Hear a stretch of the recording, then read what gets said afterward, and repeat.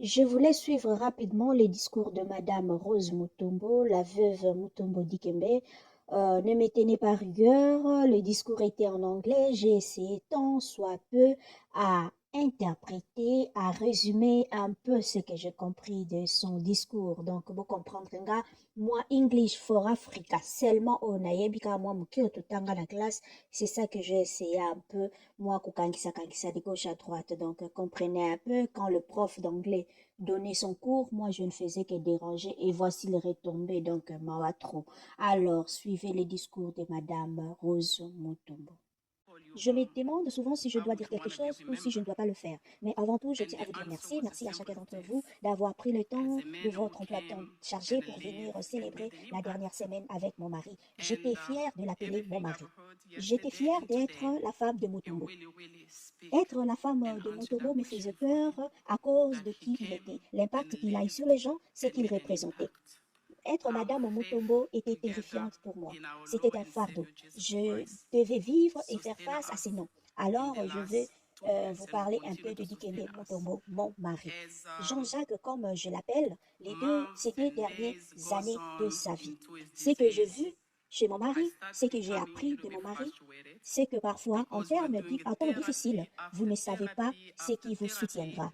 Et mon mari, au cours de ces 2 dernières années, c'était la foi en notre Seigneur et Sauveur Jésus-Christ. Cette foi que nous partageons profondément et que nous partageons avec notre famille. Soutenez-les, soutenez-moi et soutenez notre famille, ainsi que mes enfants Perry, Jean-Jacques et Ryan. Lorsque Dikembe a eu le diagnostic en octobre 2022, notre fille aînée était à Washington pour terminer ses études de droit. Ryan, le dernier, était à Washington ainsi qu'était à l'université à Georgetown. Mon fils Jean-Jacques, notre deuxième fils, était à la maison avec moi. Et laissez-moi vous dire que ces jeunes hommes, euh, mon fils Jean-Jacques Junior, était à mes côtés.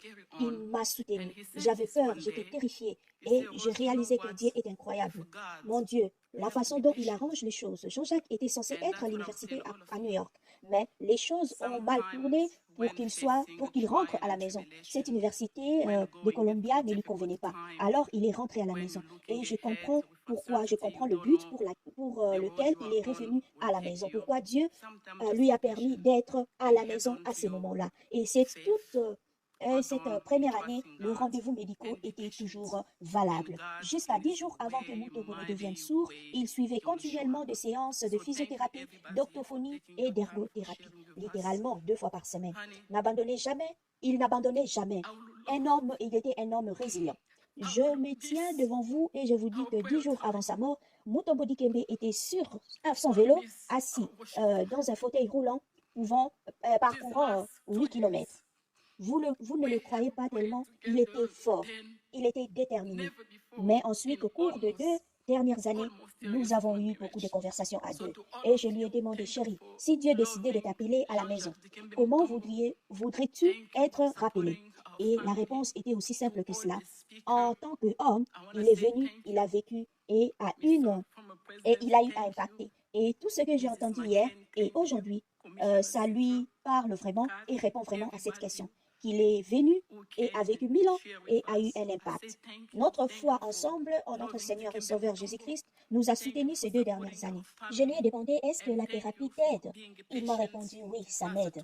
Et il m'a dit, Rose, tu sais que nous avons oublié, tu dois être patiente.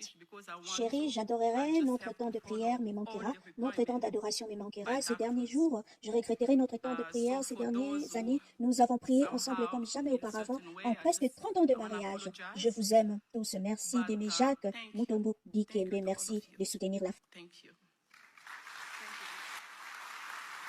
Nous sommes de cœur avec vous, Maman Rose, Maman Mutombo, ainsi que tous les enfants. Que l'âme de Mutombo Dikembe repose en paix. Bravo pour sa vie ici sur terre. Il a accompli sa mission et il mérite un repos vraiment paisible auprès du Père parce qu'il a accompli un grand travail, que ce soit pour sa vie personnelle, sa vie familiale, ainsi que pour l'humanité. Il mérite vraiment un bravo, bravo, bravo pour son passage ici sur la terre des hommes.